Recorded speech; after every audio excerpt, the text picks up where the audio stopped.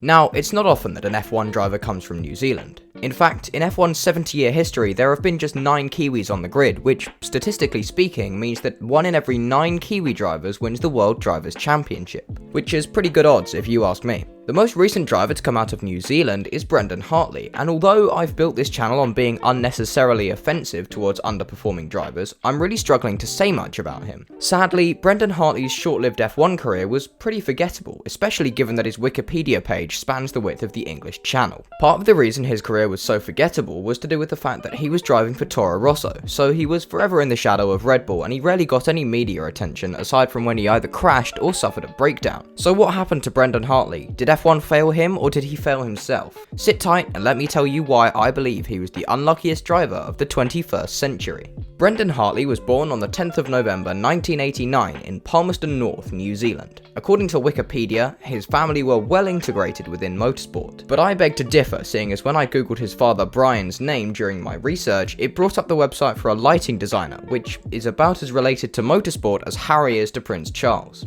Now, to tell you a bit more about Hartley's career over in New Zealand, I've brought in a familiar cartoon face. Brendon Hartley began his car racing career in New Zealand with the Formula First Championship. It was a rather uneventful occasion, finishing 8th in the standings with no podiums to his credit. A subtle precursor to his Formula 1 campaign, right? However, the following year, he would make the step up into the National Formula Ford Championship. Hartley would take 6 victories and 6 pole positions, but just narrowly missed out on the title to Tim Edgell. The following year saw the inaugural season of the Toyota Racing Series. While in future years it would prove to be a haven for young prima donnas, with the occasional future Formula 1 driver, the first few seasons had fields that were predominantly made up of Kiwi drivers. Hartley would feature relatively well, but he would be winless and finish 4th in the title hunt. He would spend the 2006 season mainly in Europe, driving in the Formula Renault series with limited success, while teammate John Michael Edwards generally would achieve better results. So at this point, it would have been pretty easy to give up on his career, given his inability to produce the results of a future world champion,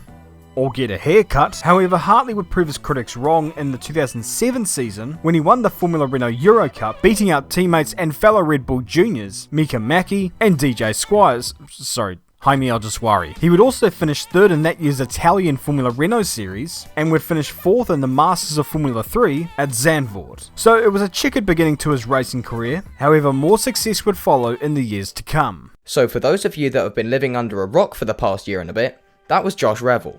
If for whatever reason you're not already subscribed to him, then I'll leave a link in the description to his channel.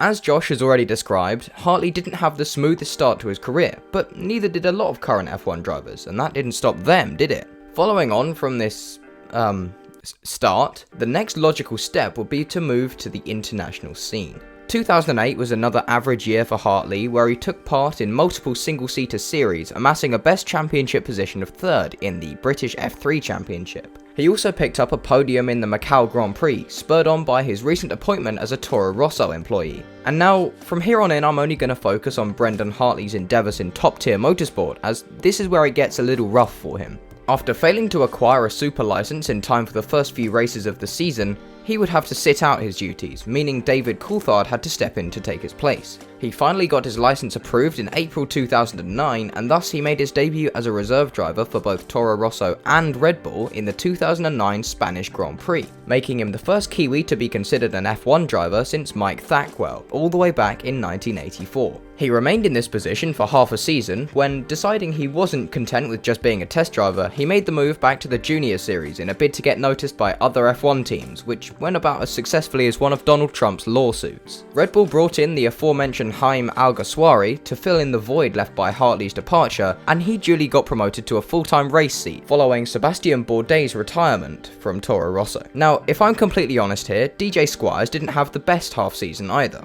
failing to score points in any of the 8 races he took part in, and retiring from 5 of them. But I mean, it was still better than not being in F1 at all, right? The following year, Hartley was once again asked to step into the role of test and reserve driver for Red Bull and Toro Rosso, but this time around he wasn't going to make the mistake of giving up so soon. In this season, Hartley shared the role of reserve driver with fellow Formula Renault driver Daniel Ricciardo, with Red Bull stating that the best performing driver would get the F1 role and the other one would be dropped. The conditions of the role were that the first driver to pick up a win in the championship would get the reserve driver role, and the other one would, well, not. And in what was a preview of Hartley's luck to come, Ricciardo won a race in round 5 of the championship, earning himself the full support of Red Bull and eventually earning him a race seat with HRT in the following season.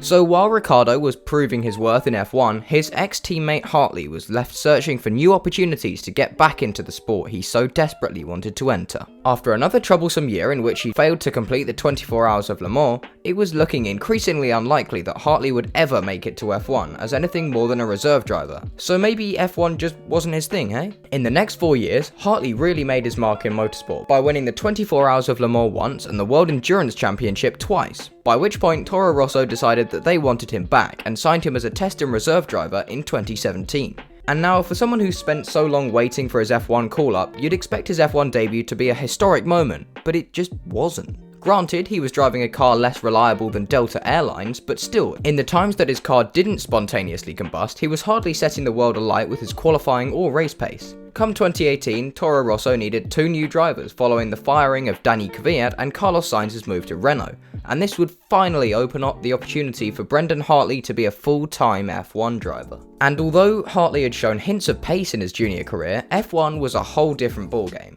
Following on from a 15th and a 17th place in the Australian and Bahrain Grand Prix respectively, he suffered his first DNF at the Chinese Grand Prix.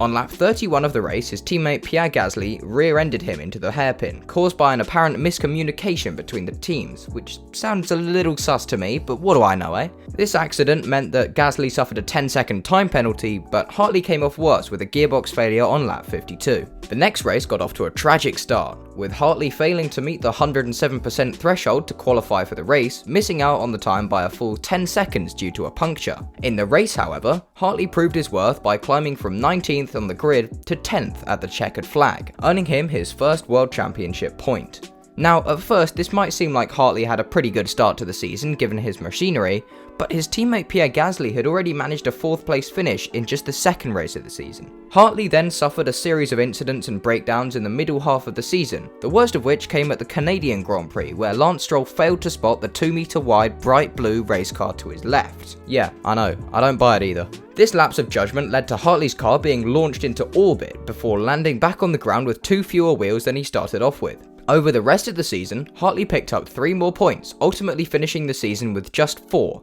25 fewer than Gasly. So why did Toro Rosso drop him? Well, long story short, money.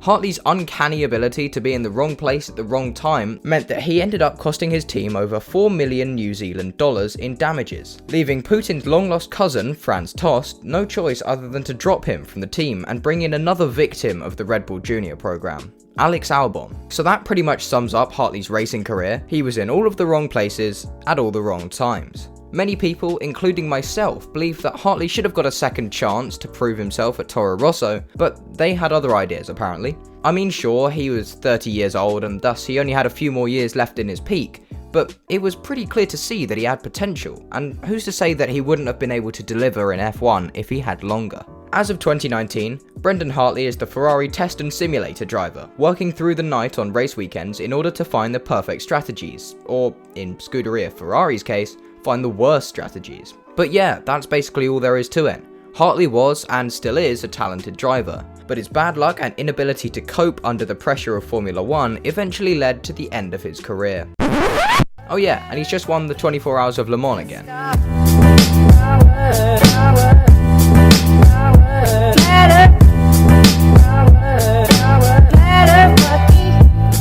Stop.